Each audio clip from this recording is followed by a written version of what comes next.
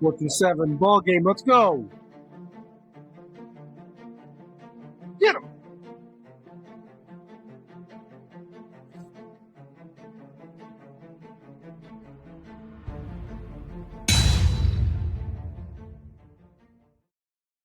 Guys, an expertly crafted 7-game, 2 same-game parlay, precision accuracy, hit Notre Dame, the over, the minus 13.5, USC minus 19.5, the over 54.5, Louisiana Tech money line, Vanderbilt minus 6.5, and then we run into UMass and we run into Tyson Foma-Chan. And I hope I said his name right because he absolutely ruined week 1 of college football for us. And that is something that we need to take notice of. The data, the historic data, cannot take into account for these transfer portal athletes. And Tyson, this kid has talent. Not only did he cook us on that 4th down play, kid enrolled 2019 Clemson, then transfer portal to Georgia Tech, 2022 left Georgia Tech, and now he is here. He is starting in UMass, and he cooked us. Anyhow, guys, props to Tyson, props to UMass on the big win. You really can't say anything about a kid who had 2 transfers and then goes to UMass, a smaller school, which absolutely was horrible in the historic data trend. And they took it to New Mexico State. The interception at the end of the game absolutely sealed it too. It was a killer. Guys, remember to like, subscribe, and comment in the YouTube channel or video. Any little bit of support helps. And of course, also, I highly suggest to watch the video linked here. This video is going to give you insight into how we built the logic to analyze week 2's games. This is the only channel where a professional data analyst will provide you with the tips and tricks and how to use spreadsheets, Google Sheets, and Excel to analyze all sports games. Okay, so before we get into our spreadsheet, I know some of you are probably too lazy to click the link that I told you to watch. So I know we have a lot to cover here: team efficiency score, yardage point differential ratio, offensive scoring efficiency. I'm just going to play this really quickly so you don't think we're just making this up. It's going to emphasize certain critical aspects like offensive points per game will have a weighted average, net yards per play will have a weighted score, and then defensive points allowed per game, as well as the yardage point differential ratio. So we're going to measure and weigh a few different metrics all in one to come up with one of, let's say, one of the sharper metrics to measure all these teams against each other. All right, so let's just get right into it. We have Nebraska at Minnesota. It's Minnesota minus 7 over 43.5. We have a team efficiency score of 102.85 for the home favorite Minnesota. Nebraska minus 60.35. That's 160.20 point differential on the team efficiency score. The books see that as minus 7. I see that as a money line advantage. I'm taking Minnesota on the money line. For Nebraska, Casey Thompson, their quarterback, is now at Florida Atlantic. For their starting quarterback right now, it's going to be Jeff Sims. Last year, Sims had 4,500 yards in the air, 30 touchdowns. I'm sorry, that's in 3 seasons. And then he also rushed for 1,100 yards and added 11 scores on the ground in 3 seasons. He will make mistakes. The Minnesota wide receiving core is deadly. I like the 163.20 difference in the overall talent. I am going with Minnesota on the money line. Virginia at number 12, Tennessee. Tennessee minus 27.5, over under 56.5. You can see Tennessee has a 142.22 team efficiency score. They are up against a team with a negative 18.21.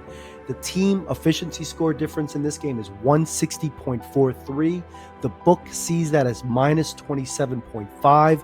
I am not tempting those waters. I am going to go Tennessee minus 19.5. Moving on to Boise State visiting number 10 Washington. The team efficiency score for Washington, 155.32. The team efficiency score for Boise State, 100.95. That's a 54.37 team efficiency score difference, but the books see this as a wider gap. They have it as Washington minus 14.5. I will take the easy win here. Washington with the experienced quarterback put up gaudy stats last season. Michael Penix Jr., he is back. The Huskies play a physical style of defense. I like them on the money line. We have West Virginia visiting number 7 Penn State. Penn State is minus 20.5, over under 50.5. We're looking at the team efficiency score of 130.08 for Penn State. West Virginia minus 1.51. That's a difference of 131.60 on the team efficiency score. The book has it as minus 20.5. You can expose that number with the data. You could take advantage. I will be going Penn State minus 14.5. I like the defense. They do, of course, have to replace a lot of starters, but the quarterback, Drew Allar, 6'5", 242, former 5-star recruit, I think he takes Penn State, who right now is the number 7 overall team. He can make them a number 1 overall contender by end of season. I like Penn State, again, minus 14.5. And of course, let's do this for Joe Pa, man. Let's get a Joe Pa win in. It's been a while. Going into Saturday night, we have North Carolina, the number 21 team in the country, visiting South Carolina. North Carolina, road favorite, minus 2.5, over under 64.5. This one's going to be a shootout, probably the heart attack game of the ticket.